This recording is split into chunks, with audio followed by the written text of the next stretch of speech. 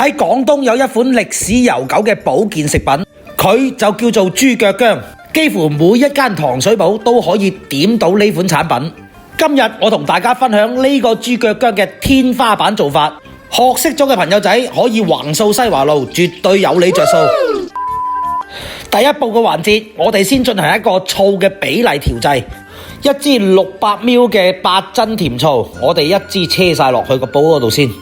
然之後我哋再落一支珠江橋牌無添加純天然米醋500ml，都倒埋落去。然之後我哋再溝多400ml嘅滋味齋黑糯米醋，攞個量杯量好之後，都係一手太車埋落去。醋同水嘅比例，我哋係1:2.5。咁我哋之前落咗係大概1500ml嘅醋，呢度我哋就加入3750ml嘅水。好多朋友仔喺屋企煲薑醋係唔落水嘅，點解我嘅做法咁唔一樣呢？接下來睇我嘅操作，你哋就明點解噶啦。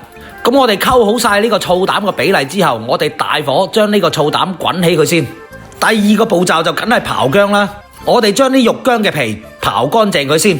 接下來同大家分享下薑嘅切法。我哋而家好明顯見到啲薑係豎紋嘅，我哋切佢一定要橫紋咁樣切。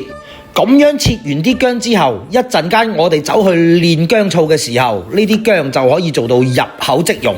我哋燒乾咗個鑊之後，我哋白鑊將啲薑全部要兜一兜佢先。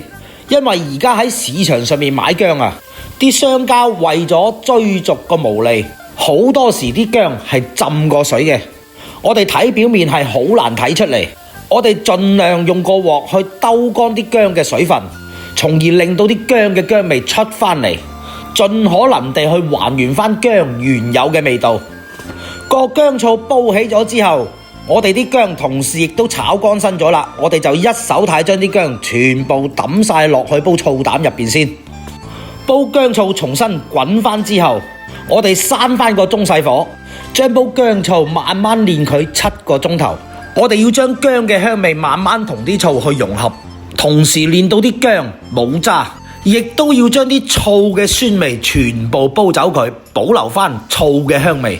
所以大家而家就明我點解要加水啦。呢一個就係煲醋膽嘅精華所在。咁個醋膽煉咗大概3-4個鐘頭之後，我哋就進行下一個動作。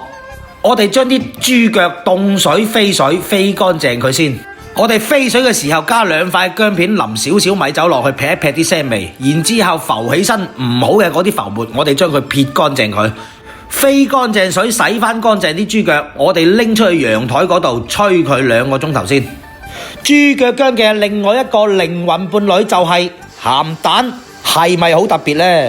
浸過豬腳薑嘅鹹蛋，嗰啲蛋白係唔鹹嘅，但係食落去個黃係漏油嘅，所以係非常之好食。咁我哋先將啲鹹蛋煮熟咗佢先。咁我哋下一個動作呢，就係將吹乾咗嘅豬腳，我哋進行一個走油嘅動作。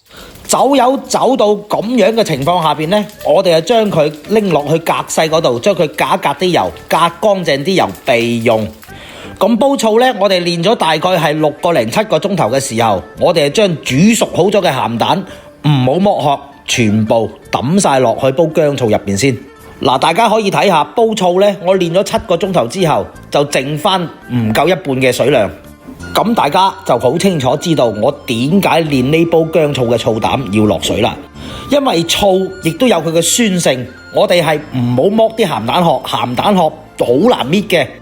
只要啲鹹蛋浸過2日之後呢，嗰個殼就已經係好軟噶啦，隨時就可以搣到出嚟，嗰陣時搣會好容易。隨即我哋將走過油定過型嘅豬腳，我哋就抌埋落去呢一煲薑醋入邊，然之後用中火煮佢半個鐘頭，跟住熄火，再焗多佢1晚。第2日瞓醒覺，我哋繼續去加翻熱呢一煲醋膽，滾翻起之後，我哋熄火。走過油嘅豬腳，大家唔需要驚話會焗到佢淋晒爛晒嘅。相對嚟講，咁樣做嘅話，豬腳係會更加入味。用咗7個鐘頭去煉製嘅薑醋，同時啲薑煉到入口即溶，再加上鹹蛋漏晒黃油呢一個元素，咁我作為散飯貨代表，去同大家分享一煲頂級嘅豬腳薑。咁中意呢條片嘅朋友，麻煩俾個 like 同埋關注我。有咩嘢想同我分享嘅，麻煩喺評論區度同大家吹下水。咁我去食豬腳薑先，我哋下一集再見。